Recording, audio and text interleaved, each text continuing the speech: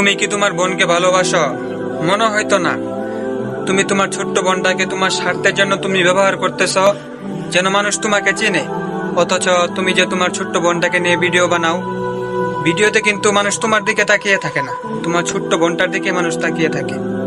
যে বয়সে তাকে ইসলামের কালিমা কোরআন হাদিস শেখানোর কথা, সেই বয়সে তুমি তাকে অশ্লীলতা শিখাচ্ছ। আমাকে কখনো ছাইড়া যেও না, আমি তোমাকে ছাড়া থাকতে পারবো না বাবু। এগুলোর জন্য যদি বড় হওয়ার পর নষ্ট পথে, খারাপ পথে চলে যায়, ইসলামের পথে না থাকে, পর্দায় না থাকে, দিনের পথে না থাকে, এর দায়ভার কিন্তু তোমাকেই নিতে হবে, অন্য কেউ নিবে না। কাল কিয়ামতের মাঠে আল্লাহ তাআলার দরবারে তোমার বোন তোমার জন্য নালিশ করবে। আল্লাহ তাআলাকে বলবে, হে আল্লাহ, আমাকে শাস্তি দেওয়ার পূর্বে আগে আমার ভাইয়াকে শাস্তি দেন, কারণ আমার ভাইয়া আমাকে এগুলো শেখাচ্ছে, তার জন্য আমি আজ